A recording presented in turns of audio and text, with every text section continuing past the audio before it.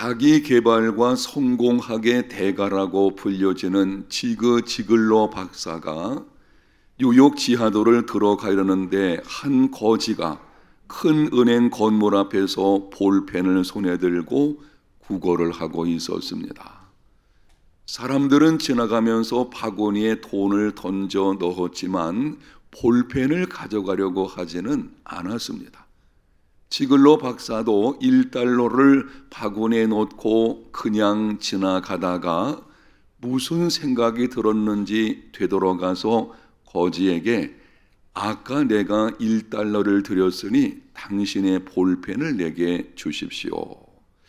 거지는 의아한 생각이 들었고 이상한 표정으로 볼펜을 지글러 박사에게 주었습니다. 그때 지글러 박사가 이렇게 말을 했습니다. 당신은 나와 같은 사업가입니다. 볼펜을 팔고 돈을 받는 사업가이니 그렇게 머리를 조아리며 구걸할 필요 없습니다. 그 말에 거지는 충격을 받게 되었습니다.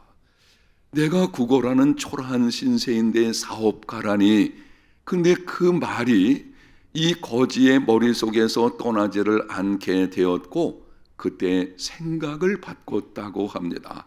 그래, 나는 단순히 구걸하는 거지가 아니고 사업가이지. 그 생각을 하는 순간 새로운 힘과 용기를 얻게 되었습니다. 열심히 성실하게 일하여서 훗날 큰 사업가가 되었고 자신이 구걸했던 그 장소, 큰 은행 건물의 빌딩을 매입을 하게 되었는데 기자들에게 이렇게 말을 했습니다. 나는 늘 자신을 거지로 생각했습니다. 그러나 그분의 말 한마디 때문에 나는 사업가라고 항상 생각했고 이렇게 인생이 바뀔 수 있었습니다. 여러분, 무엇을 보여주는 이야기인가요? 내가 누구인지 자기 정체성이 삶의 모습을 결정한다는 것입니다. 지금 내가 나를 누구로 아느냐 하는 것이 인생의 방향과 모습을 결정합니다. 예수 믿는 그리스도인 나는 누구인지 우리는 분명히 알아야 할 것입니다. 내가 누구인지 본문 18절에서 말씀을 합니다. 모든 것이 하나님께로서 났으며 그가 그리스도로 말미암아 우리를 자기와 화목하게 하시고 또 우리에게 화목하게 하는 직분을 주셨으니, 여러분이 알고 계시는 대로 우리는 본디 하나님과 원수된 자였습니다. 죄와 죄의 비참 가운데서 소망이 없는 자들이었습니다. 하나님께서 이러한 우리를 불쌍히 여겨서 독생자를 세상에 보내주셨고 독생자 예수 그리스도께서 자신을 십자가에 내어주심으로 우리를 하나님과 화목하게 하셨습니다. 전적인 하나님의 은혜입니다. 여러분이 보고 있는 성경 말씀 앞부분을 한번 주목하십시오. 모든 것이 하나님께로서 났으며 전적인 하나님의 은혜로 이 모든 것이 이루어지게 되었고 그리고 우리에게 화목하게 하는 직분을 주셨습니다. 그리스도인 나는 누구입니까? 그리스도인 나는 화목하게 하는 직분을 받은 자입니다. 한번 따라 합시다. 그리스도인 나는 화목하게 하는 직분을 받은 자이다. 하나님의 전적인 은혜로 하나님과 화목한 자로서 우리에게는 특권과 책임이 주어져 있습니다. 하나님 안에서 주어지는 영생과 풍성한 삶을 누리는 특권이 있으며 동시에 우리가 가진 특권을 다른 사람도 누릴 수 있도록 화목하게 하는 직분의 책임도 있습니다. 예수 믿어서 하나님의 자녀가 되었고 믿음으로 살아간다고 하는 것에는 특권도 있고 책임도 있어요. 특권만 있는 것이 아니고 반드시 특권에는 책임이 따라오게 되는 것입니다. 우리가 영생과 풍성한 삶을 하나님의 상속자로서 이 땅에서 그리고 장차받을 그 영광에 대한 특권을 가지고 있으면서 동시에 우리는 이 땅에 살아가는 동안 화목하게 하는 직분을 가진 책임이 있는 것입니다. 우리는 하나님을 떠나 있는 자들에게 복음을 전해서 하나님과 화목하게 하고 나아가서 인간과 인간 사이에 깨어진 관계가 회복되도록 자신을 내어 주어야 합니다. 본문 바로 앞부분 17절에 이렇게 말씀을 합니다. 그런즉 누구든지 그리스도 안에 있으면 새로운 피조물이라. 이전 것은 지나갔으니 보라 새 것이 되었도다. 지난 월요일에 말씀드린 것입니다. 누구든지 그리스도 안에 있으면 새로운 피조물이라. 우리는 예수님을 믿음으로 말미암아 새로운 피조물이 되었습니다. 여러분, 그렇다면 새로운 피조물이라는 것을 분명히 입증할 수 있어야 합니다. 세상 속에서 나는 새로운 피조물이 되었다는 것에 대한 분명한 징표가 있어야 하는데, 그것이 본문 18절 하반절 우리에게 화목하게 하는 직분을 주셨으니, 오늘 본문이 그것을 말씀하시고 있어요. 너희는 새로운 피조물이다. 그렇다면 화목하게 하는 직분을 받은 자이니 세상 속에서 그 책임을 감당하는 중에 새로운 피조물임을 분명히 입증하는 삶을 살라고 하는 것입니다. 여러분, 그것이 어떤 것인가요? 하나님을 떠난 사람들에게 복음을 전해서 그들이 하나님과 화목하게 하고 인간과 인간 사이에 깨어진 관계 속에 들어가서 자신을 내어줌으로 갈등을 화목으로 바꾸는 책임이 우리에게 있는 것입니다. 두 가지를 기억하십시오. 화목하게 하는 직분의 책임이 뭔가 하면, 첫째는 하나님을 떠난 세상으로 하여금 하나님께 화목할 수 있도록 복음을 전하는 것이 있고요. 동시에 사람과 사람 사이에 깨어진 관계 속에 들어가서 자신을 내어 줌으로 화목하게 만드는 책임, 바로 이것이 우리가 가지고 있는 책임인 것이고, 이렇게 화목하게 하는 직분을 감당하려고 할 때에 반드시 기억할 것이 몇 가지가 있습니다. 예수 믿는 나는 화목하게 하는 직분을 받은 자이다. 어떻게 이것을 감당해야 될까라고 할 때 기억해야 되는 몇 가지를 말씀을 드리겠습니다. 첫 번째는 그리스도의 평강이 내 마음을 주장하게 하라. 골로새서 3장 15절에 말씀을 합니다. 그리스도의 평강이 너희 마음을 주장하게 하라. 평강을 위하여 너희가 한 몸으로 부르심을 받았나니. 화목하게 하는 삶을 감당하려면 먼저는 우리 마음을 그리스도의 평강으로 주장하게 해야 합니다. 여러분, 생각해 보십시오. 지금 내 마음이 평안하지 않은데 어떻게 다른 사람의 삶 속에서 화목을 만들어낼 수가 있겠습니까? 화목하게 하는 직분을 받은 나, 다른 사람 얘기하는 거 아닙니다. 지금 예수 믿는 나에게 주시는 말씀이에요. 화목하게 하는 직분을 받은 나, 내 마음속에 예수 그리스도의 평강이 넘칠 때에, 그때 우리는 세상 속에서 주어진 직분을 능히 감당할 수 있게 되는 것입니다.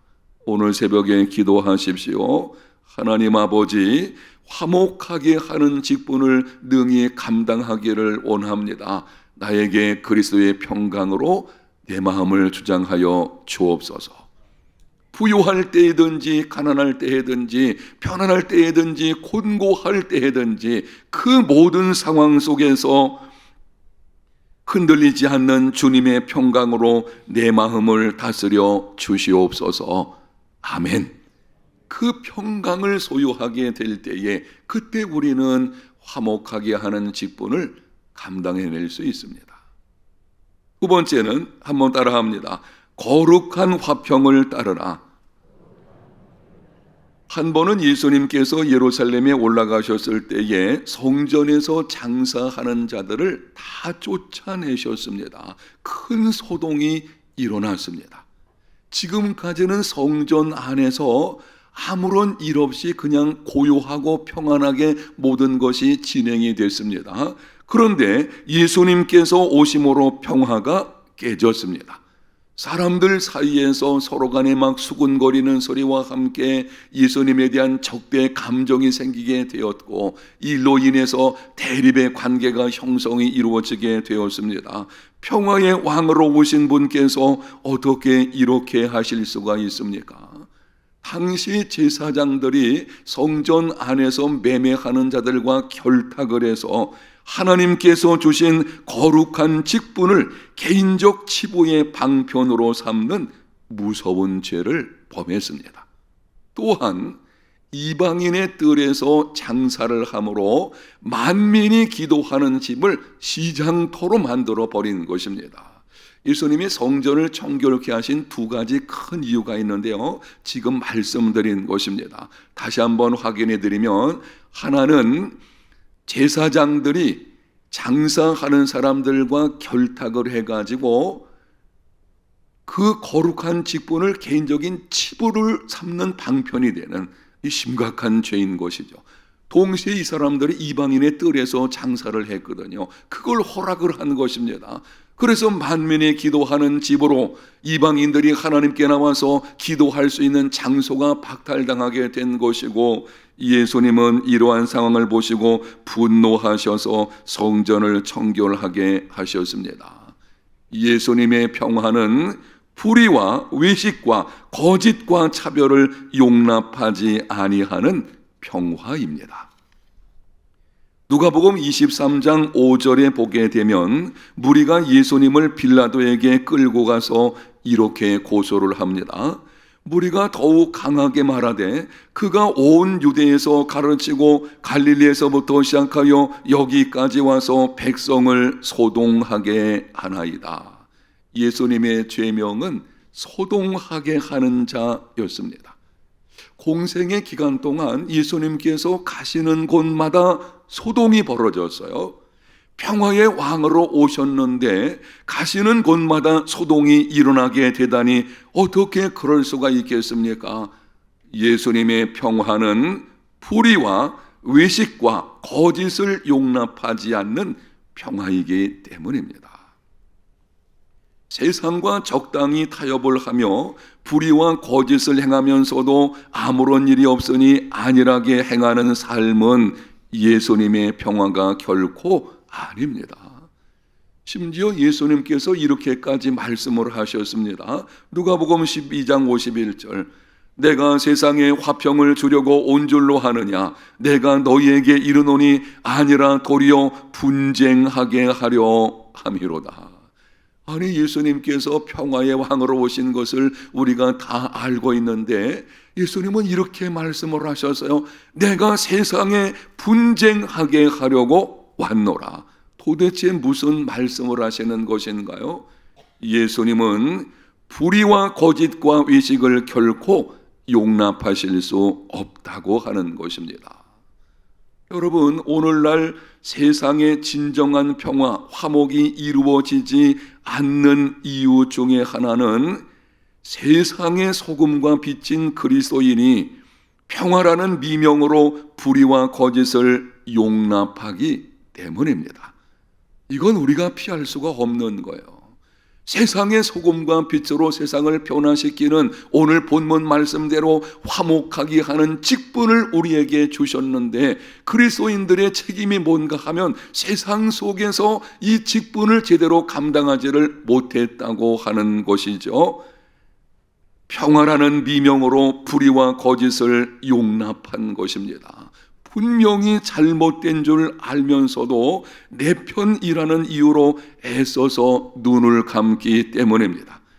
요즘에는 진영 논리와 흑백 논리가 교회 안에까지 들어와 가지고는 내 편에 선 사람들에 대해서는 이유를 불문하고 그냥 따르게 되어지는 거짓과 불의, 잘못된 것이 있음을 알면서도 그것을 용납하는 일이 벌어지니 거기에서 진정한 평화가 없는 것이고 화목은 이루어지지 않고 있는 것입니다. 거짓과 불의는 평화와 공존할 수 없습니다. 불의와 거짓으로 세워진 가정, 불의와 거짓으로 팽배한 사회, 불의와 거짓 가운데 있는 나라, 오래 갈 수 없습니다. 화목하게 하는 직분을 감당하려면 거룩한 화병을 따라야 합니다. 세 번째, 한 번 더 따라합시다. 희생의 대가를 치르라. 거룩한 화평을 따르라고 하면 이렇게 질문을 하게 됩니다. 그러면은 불의와 외식과 거짓 행하는 자들을 정죄하고 내쳐야 하는 것입니까? 거룩한 화평을 따르라고 말씀을 하신다면 우리가 어떤 행동을 취해야 하느냐고 하는 것이죠. 여러분, 그렇지는 않습니다. 거짓과 불의 가운데 있는 사람들에 있는 그 죄는 미워하지만 그들은 용납할 수 있어야 되죠. 예수님께서 그렇게 하셨죠. 예수님은 죄를 미워하셨어요. 그 죄를 해결하기 위해서 얼마나 심각하게 생각을 하셨는지 자기 몸까지 내어주신 것입니다. 그러나 죄인들을 사랑하셔서 찾아가셔서 그들과 함께 하시고 그들과 교제하시는 것을 보게 됩니다. 근데 이게 쉬운 일이 아니거든요. 죄는 미워하지만 죄인들은 사랑하고 안아주라. 이게 쉬운 일이 아닌 것입니다. 예수님의 경우에도 그렇게 했더니 비난당하고 오해를 받는 것입니다. 저가 죄인들의 친구다, 이건 이런 뜻인 것이죠. 마치 죄인들과 동료로서 죄 가운데 있다는 이런 오해를 지금 받고 있는 것입니다. 여러분, 그래서 화목하게 하는 직분을 감당하려면 희생의 대가를 치러야 합니다. 화목은 쉽게 이루어지는 것이 아닙니다. 화목을 원한다고 혹은 화목을 말한다고 저절로 이루어지는 것이 아닙니다. 적어도 값비싼 대가를 치르겠다는 각오가 있을 때에 그때 화목이 이루어지게 되는 것입니다. 여러분이 한번 생각을 해보십시오. 예수님께서 하나님과 사람 사이에 끊어진 관계를 화목하게 하시려고 어떻게 하셨습니까? 하늘 영광을 버리셨습니다. 창조주께서 피조물이 되셨습니다. 율법을 제정하신 분이 율법 아래 복종하셨습니다.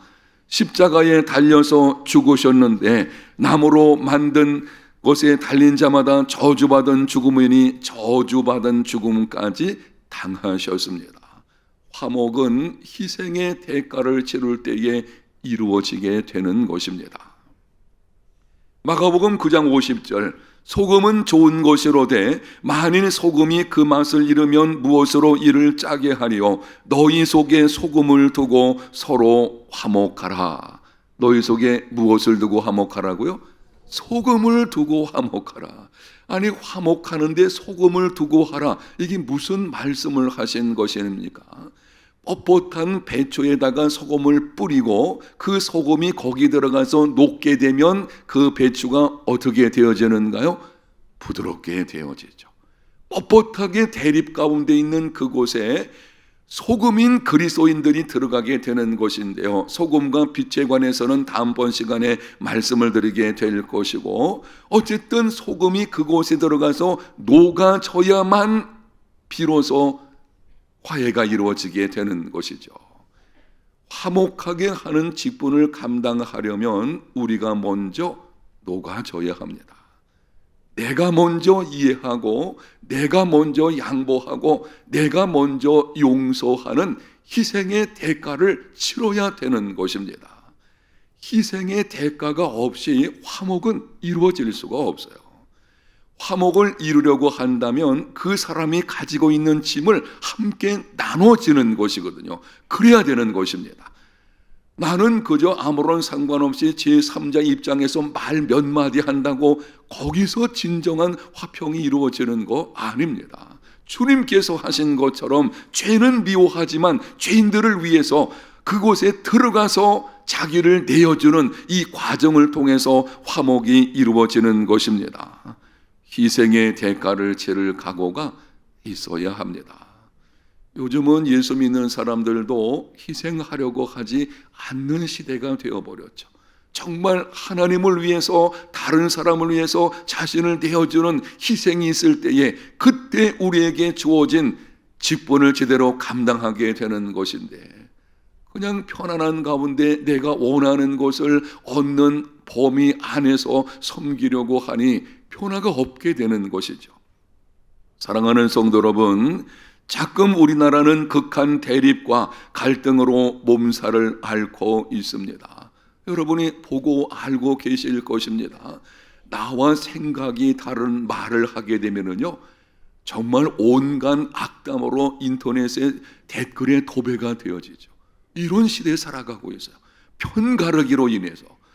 4월 총선이 다가오게 되는데요, 참 조심스럽게 말씀을 드리는데요, 정말 바르게 뽑아야 되겠죠. 여러분, 이번 4월 총선에서는요, 한 사람도 빠짐없이 다 투표에 참여하시기를 축복합니다. 권리 행사하세요. 권리 행사할 때에 정말 바른 일꾼들을 뽑아야 되는데, 우리나라가 너무 진영 논리에 사로잡혀 가지고는 옳고 그른 것이 없어요. 내 편 네 편으로 다툼을 벌이는데 이전 투구를 벌이는 거죠. 아니, 정치가들이 정책을 가지고 대결을 해야 되는데 정책은 없고 그냥 상대방을 공격해서 부정적인 것만 드러내게 하는, 그걸 인해서 반사 이익을 얻으려는, 이게 후진국적인 모습이거든요. 이제는 이게 지나가야 되겠죠. 이제는 우리는 바르게 분별해야 할 것입니다. 여러분, 이렇게 극한 대립 가운데 있는 현실 속에서 예수 믿는 우리는 어떻게 해야 되겠습니까? 그리스도인 나는 화목하게 하는 직분을 받은 자라는 것을 기억해서 그 가운데서 세상을 새롭게 하고 정말 사람들로 하여금 화목을 이루어서 살맛 나는 세상을 만들어가는 일에 헌신하는 삶이 되시기를 축복합니다. 예수 믿는 나는 화목하게 하는 직분을 가진 자입니다. 이렇게 하십시오. 갈등의 상황이 찾아왔을 때에 이것을 기억하셔야 돼요. 나는 어떤 직분을 가진 자라고요? 화목하게 하는 직분을 가진 자입니다. 그래, 나는 화목하게 하는 직분을 가진 자이지. 그리고 그 가운데서 진정한 화목을 이루어내려면 세 가지 반드시 기억하셔야 됩니다. 첫째는 그리스도의 평강이 내 마음을 주장하게 하라. 두 번째는 거룩한 화평을 따르라. 세 번째는 희생의 대가를 치르라. 그리스도인의 신분, 나의 정체성에 걸맞은 이러한 삶이 다 되시기를 예수님 이름으로 축복합니다.